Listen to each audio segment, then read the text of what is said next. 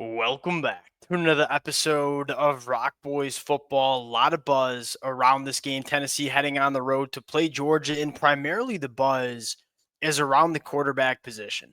And do not get me wrong, the quarterback position is the most important position that we see in football. Tennessee is going to need Nico healthy for this football game if they want to go on the road to Athens, Georgia, and win.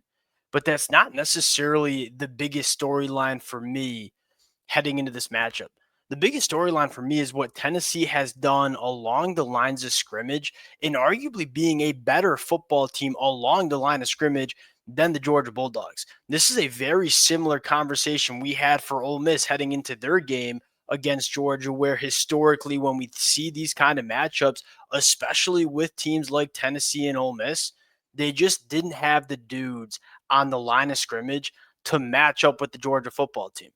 I would argue that heading into this matchup, I think Tennessee might have the better line of scrimmage play heading into this football game. And this is by far, to me, the biggest storyline for Tennessee. The reason to be optimistic is yes, you look at Georgia, there are some massive question marks around the quarterback play, this Georgia passing attack.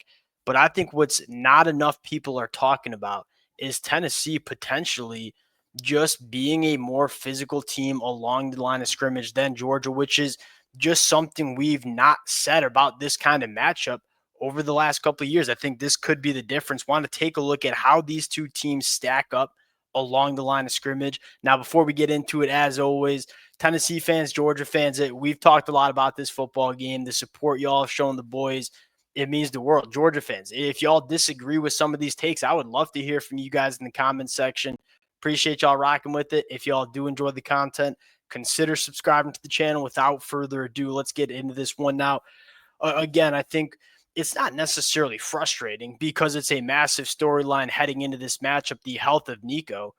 But I feel like it's kind of covering up the other really intriguing matchups that we're going to see in this football game. Let's start with both of these teams and how they've run the football the last couple of years. You look at Georgia, then again, I think you go back to the dominant Georgia Bulldog teams we've seen over the last couple of years. Yes, they've had good quarterback play. Yes, they've had some difference makers on the outside like Brock Bowers and Lad McConkey. But you make no mistake about it. I think every Tennessee fan, SEC fan that's watched Georgia every single week, the reason they've been so successful is they've just controlled and dominated the line of scrimmage on both sides.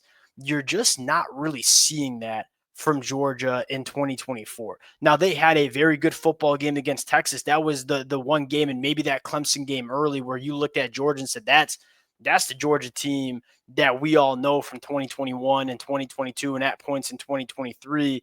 But for a majority of these football games, specifically that game against Ole Miss, they haven't necessarily won the trenches. I mean, you look at Ole Miss, 5 sacks, 9 tackles for loss. Ole Miss, for a large part, just kind of whipped Georgia up front.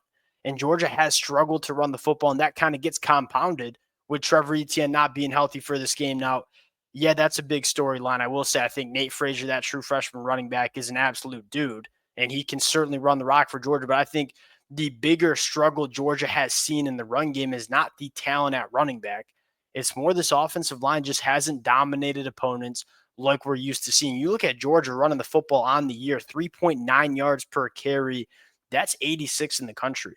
This Georgia team needs to run the football because you look at Carson Beck when he's at his best. He's working off of play action. He has a run game to lean on. Those are all the reasons he was so successful in 2023. Yes, Carson Beck hasn't looked like himself in 2024, and I don't think he's played as well as a quarterback in 2024. I don't think you can question that. I think the bigger reasons he's been struggling is you lose guys like Brock and Ladd on the outside. I think you have question marks about how many difference makers Georgia has outside. But I think more importantly, just haven't really given him a run game. He can't work off play action as effectively. And because of that, this Georgia offense has struggled. Then you look at Tennessee and say, yeah, Nico has had his, kind of ups and downs. And I think what's most notable is Nico's probably played his best 2 football games against Kentucky and in the first half against Mississippi State. So Nico's starting to figure it out as a quarterback, which I think should excite a lot of Tennessee fans. But I think more importantly, you're giving Nico a run game. I mean, this is a Tennessee team that everybody wants to talk about Nico. They want to run the football behind a nasty offensive line, a couple of good running backs. They're running the football for 5 yards per carry, top 30 in the country. it's tapered off a little bit in the last couple of weeks, but we were talking about this Tennessee team early in the season and saying this is one of the best rushing attacks we see in the country. I still believe that. So you're heading into this matchup and saying you're probably favoring Tennessee in terms of who can control the game and who can run the football more effectively. And then you flip to the defense side of the football. This has really been the storyline for why Georgia's been so dominant the last couple of years. My question is, do they have the difference makers that they used to have going back to 2021 and in 2022? I would argue no. I think a lot of Georgia fans would also argue that it's not as dominant. If you're asking me what defensive front that I'm taking in this football game, I don't think it's massively favored to Georgia, if at all. And again, when you talk about Georgia and you preview these games, I don't think we've taken a defensive line over Georgia for about 3 years now. It's just been the best unit in the country by far for the last couple of years.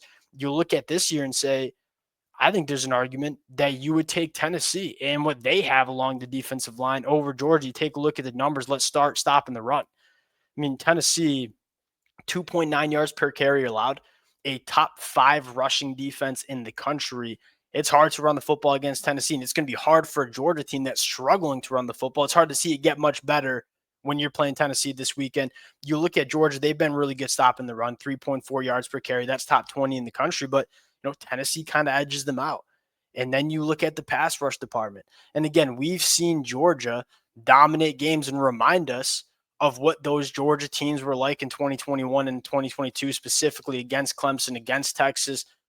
But you haven't seen that consistently.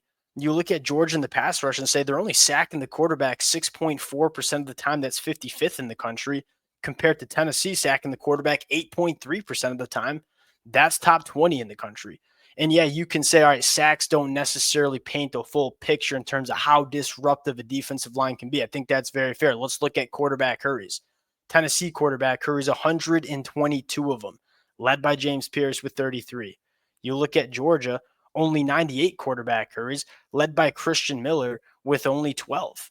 And so you start looking at how disruptive both of these defensive lines have been on top of just the sack numbers and say, Tennessee's creating more negative plays, being more disruptive. Georgia, they're not creating as many negative plays, and I wouldn't say it's a defensive line that just blows up offenses. In the past couple of years, it's really hard, and especially with how Tennessee wants to operate on offense, where they want to spread you out and get favorable numbers in the box. For the past couple of years, Georgia's been able to light box Tennessee. We're going to leave our 2 safeties high, and we feel pretty comfortable stopping the run, getting after the passer with light boxes because we have legitimate difference makers up front. I don't know if Tennessee or Georgia is going to be able to do that against Tennessee this year because I don't know if they have the difference makers. So if they start walking in some safeties to stop this rushing attack and get pressure on the quarterback, now the question is, can Nico make some of those throws down the field to really make Georgia pay? And this is kind of, to me, kind of culminates the story of this football game. I think Georgia will need to put more bodies in the box to deal with Tennessee up front. Nico's going to have some opportunities down the field. Can he make those throws? The last couple of weeks, we've seen him make those throws, but when Tennessee has struggled, he hasn't. Those throws are going to be there. You kind of know Josh Heupel is going to dial some things up for those throws to be there. Can you make those throws on the road in Athens, Georgia? That kind of is, to me, where it comes down to. So I guess to culminate this conversation, there's been a lot of talk around quarterback play. Carson Beck struggling, Nico's injury. Yeah, quarterback play is 100% a big storyline in this football game. Don't get me wrong, it always is. But I think the bigger storyline is Tennessee, the team we think they are, along the line of scrimmage. Are they a better team than Georgia along the line of scrimmage? The last 3-4 years when we've previewed these games with Tennessee, Georgia, you're taking Georgia in the line of scrimmage. I'm not sure if you're doing that heading into this matchup. I think this is the biggest storyline of this football game. Negative plays getting created, how well teams are running the football. Those, to me, will be the most important metrics we see in this football game. Can Tennessee get it done? That's the question mark. But if there is reason to be optimistic, I'm going to say the same thing I said for Ole Miss heading into Georgia's matchup last week. If there's reason to be optimistic, it's that this team, I think, is ready to hang with Georgia and potentially win the matchup with Georgia along the line of scrimmage. That's the biggest storyline in this football game. That's what has me so excited. You can tell Josh Heupel knew when he took over Tennessee and they were losing these games that, hey, we got to address what's going on along the lines of scrimmage. That's what's separating Georgia from the rest of those really good teams in the SEC. I think over the last couple of years, whether it's on the high school recruiting trail or in the transfer portal, Josh Heupel has quietly addressed those spots. And then you look up in 2024 and say, I don't know if Georgia has the overwhelming advantage along the line of scrimmage, which has been how Georgia's been winning these games the last couple of years. We'll see how it plays out. Going to be a great game. This is by far the game of the year. I'd argue college football playoff atmosphere. Appreciate you guys rocking with it. If y'all do enjoy the content, consider subscribing to the channel. Appreciate you guys. We'll talk to y'all later.